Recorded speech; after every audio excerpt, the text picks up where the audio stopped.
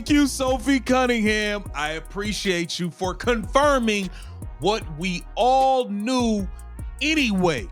She confirmed it without even trying to confirm it, y'all.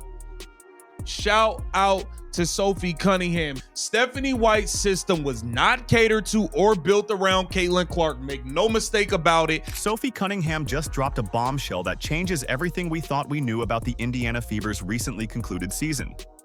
Her comments reveal a locker room clash between Caitlin Clark and coach Stephanie White that was far deeper than anyone realized. This wasn't just about play calls. It was a fundamental battle over the team's entire identity. The question becomes, how much of the Fever's struggles during the middle of the season come from this internal conflict? And what does it mean for Clark's and White's future with the franchise? Do you think Stephanie White is the right coach for Caitlin? Let us know down in the comments below. She confirms that Caitlin Clark had to change things in that system so that she could try to play her game. She jammed Stephanie White all the way up. So what did Sophie Cunningham actually say that confirmed what many fans had suspected all season? On her podcast, Cunningham made it clear that Caitlin Clark wasn't just another player following orders.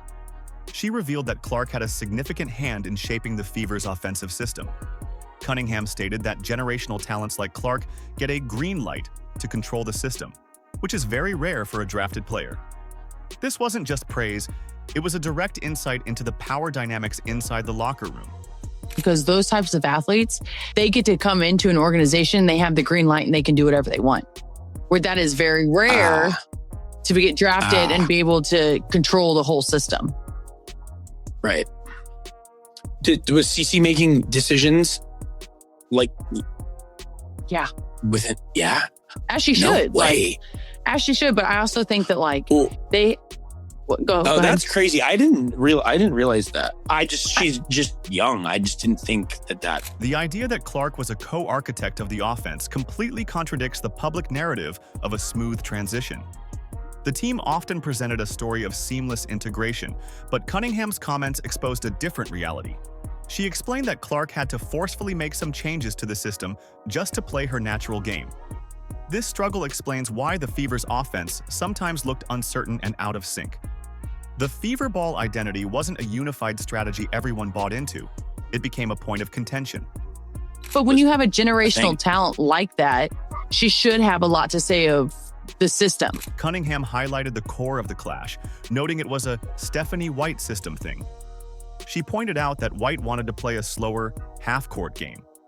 But Caitlin Clark's entire identity is built on non-stop, breakneck, up-tempo basketball. These two philosophies directly collided. This fundamental mismatch explains tactical decisions that confused fans. It also gives context to Clark's visible frustration during certain stretches. She wasn't just upset about missed shots, she was battling a system that didn't fit her strengths. Sophie Cunningham was on her podcast, and she got to talking about the Indiana Fever system and Stephanie White and Kelsey Mitchell with Caitlin Clark and how it all meshes together. And long story short, it wasn't meshing together. Caitlin Clark had to forcefully make some changes. She had to. Perhaps the most telling part of Cunningham's leak was the notion that Clark had to enforce her power.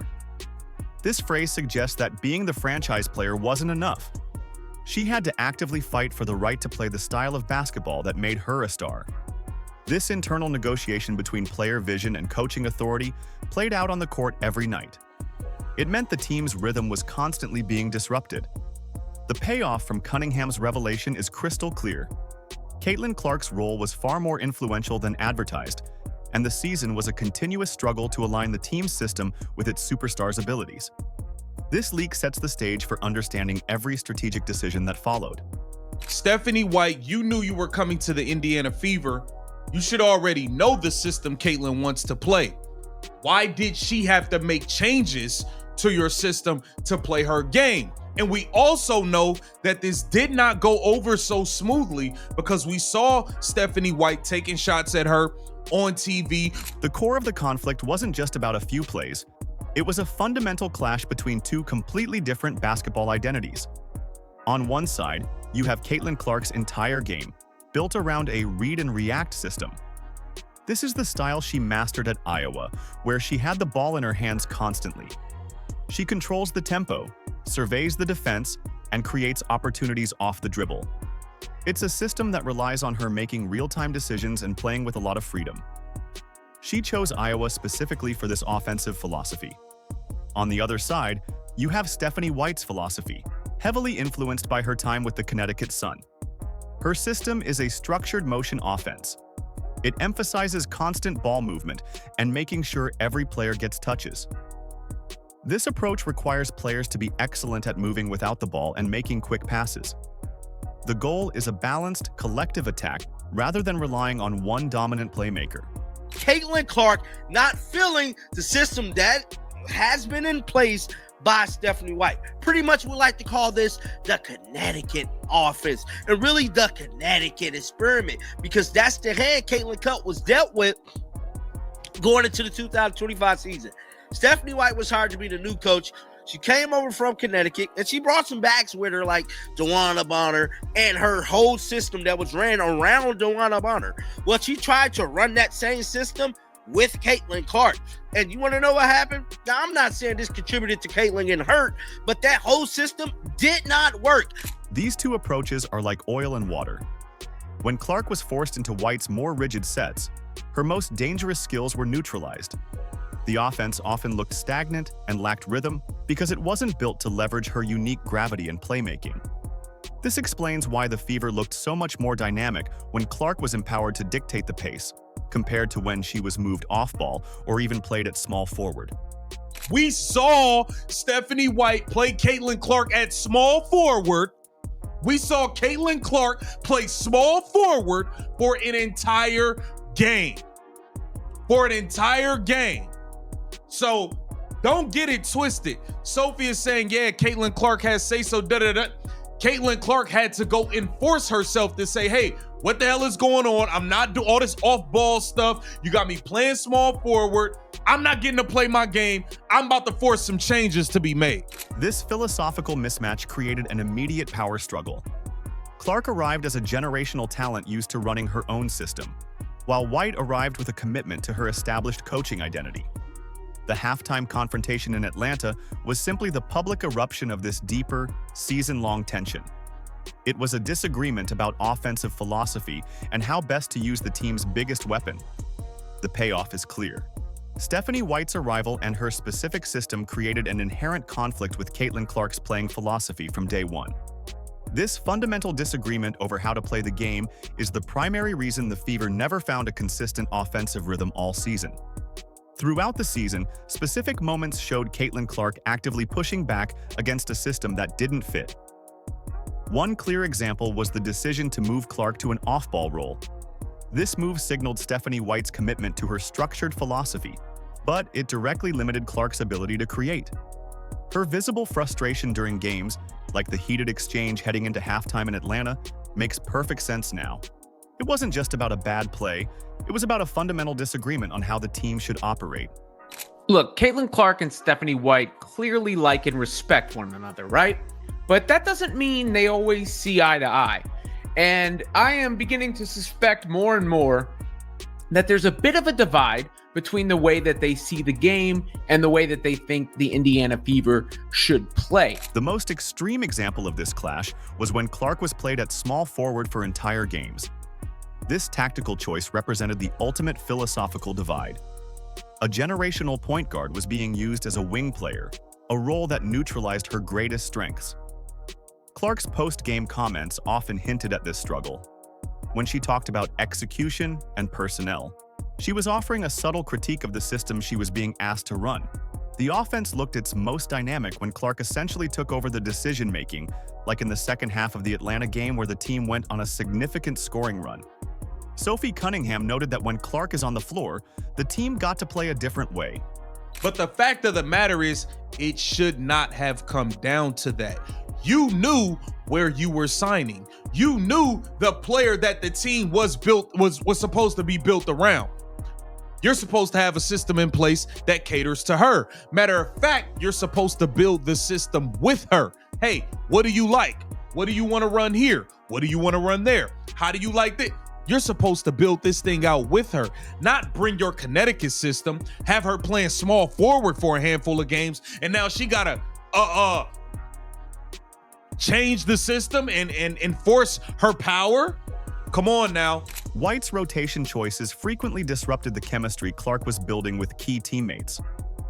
In Clark's return game after an injury against the Golden State Valkyries, White inserted Ari McDonald into the starting lineup.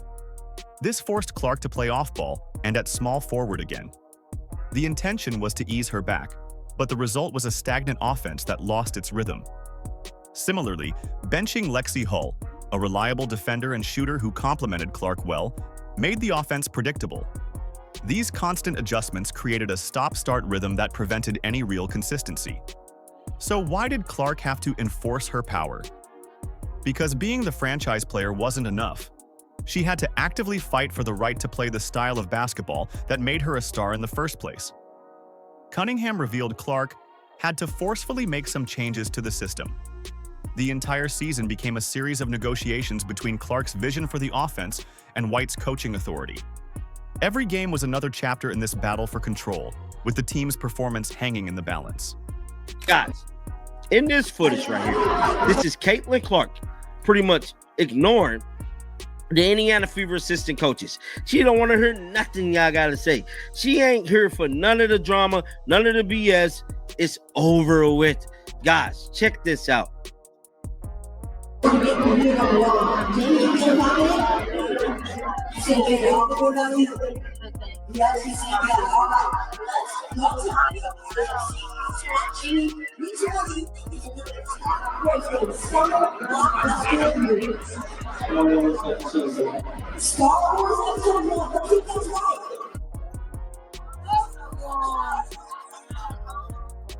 Right here, Austin Kelly, like, okay, whatever. Like, bro, like, y'all really think, like, bro,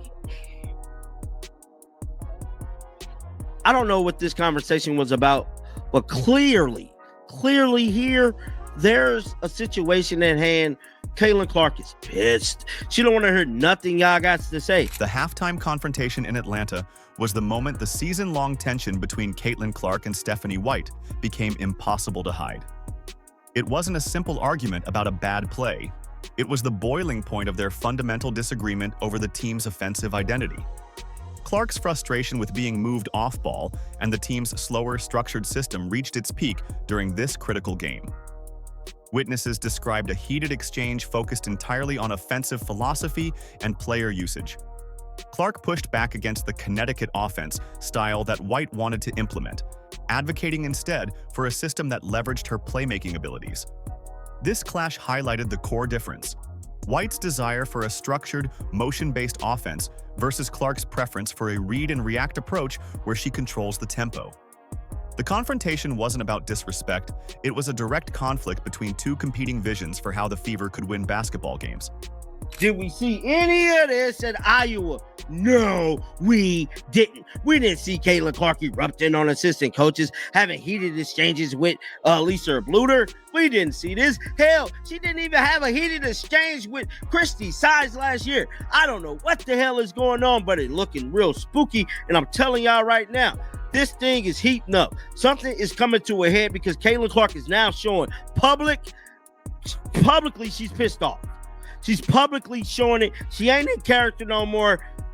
She's sick of it. The second half revealed which philosophy won out, at least for that night.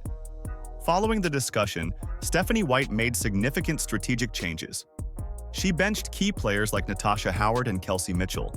The new lineup featured Clark, Ari McDonald, Lexi Hull, Sophie Cunningham, and Aaliyah Boston.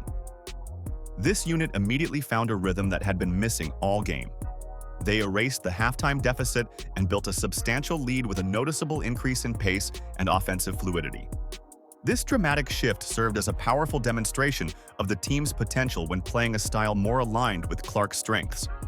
The strong second-half run directly challenged the effectiveness of the system White had been trying to install. It showed everyone watching that the conflict wasn't just behind closed doors. It was having a direct and immediate impact on the court. The Atlanta incident became symbolic of the larger struggle for the Fever's offensive soul.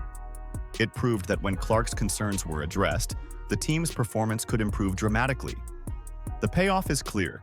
The halftime confrontation was a pivotal moment where the philosophical differences between star and coach directly influenced the game's outcome, making it undeniable that their clash was affecting wins and losses.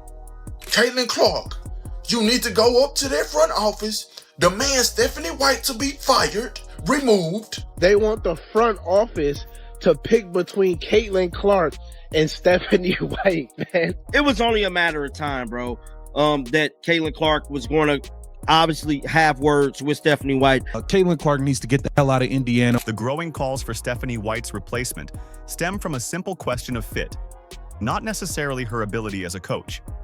The core issue is whether her structured, motion-based philosophy can truly maximize a generational talent like Caitlin Clark. History shows that transcendent stars often need systems built specifically around their unique abilities. We've seen it with teams like the Aces building around A'ja Wilson or the Liberty tailoring their offense to Breanna Stewart. Forcing Clark into a system that limits her decision-making and tempo is seen by many as a fundamental misstep. White's commitment to her Connecticut-inspired system has created consistent friction. Clark's post-injury returns highlighted this ongoing struggle. In her comeback game, White inserted Aari McDonald into the starting lineup, which again pushed Clark into an off-ball role and even to small forward. The offense immediately lost its flow and looked stagnant. This pattern repeated throughout the season, creating a stark contrast between the team's A game with Clark unleashed and their B game when she was constrained by the structure. Fans watched as the team's potential seemed deliberately capped. Stephanie White, you deserve the Dodo Bird of the Day award. And if they do not want to get a coaching, make a coaching change and bring in who she wants that is going to cater to her style and build the team around her strengths, then she should walk. And who do you think that the fans come to see? They don't come see everybody else that's on the team. I'm sorry. There's no disrespect. The Caitlin Clark effect, the CC effect is real. Specific coaching decisions have fueled the criticism. White's post-game comments, often perceived as deflecting blame onto players for execution rather than acknowledging tactical missteps, have eroded fan confidence. The perception is that White is unwilling to adapt her system to the player who should be its centerpiece. The 2026 season represents a crucial deadline. There is a genuine concern that continued misalignment could impact Clark's long-term commitment to Indiana. If the franchise doesn't build an offense around her strengths, she may eventually seek an environment that will. This isn't about firing a bad coach, but about finding the right coach for a unique player. The payoff is clear. Fans and analysts call for a change because they believe a different coach could unlock the team's full potential and ensure their superstar wants to stay. The fear is that sticking with the current philosophy amounts to coaching malpractice with a talent like Clark. Understanding this internal conflict actually gives Fever fans a clear reason for optimism looking toward 2026. Caitlin Clark's willingness to advocate for her game demonstrates a deep commitment to building a winner in Indiana. Her resilience and ability to generate offense, even within a constrained system, show she can elevate this franchise. The front office now faces a definitive choice. They can fully commit to building an offense around their generational talent, or they can maintain Stephanie White's philosophical purity. The potential for this team is undeniable when playing to Clark's strengths.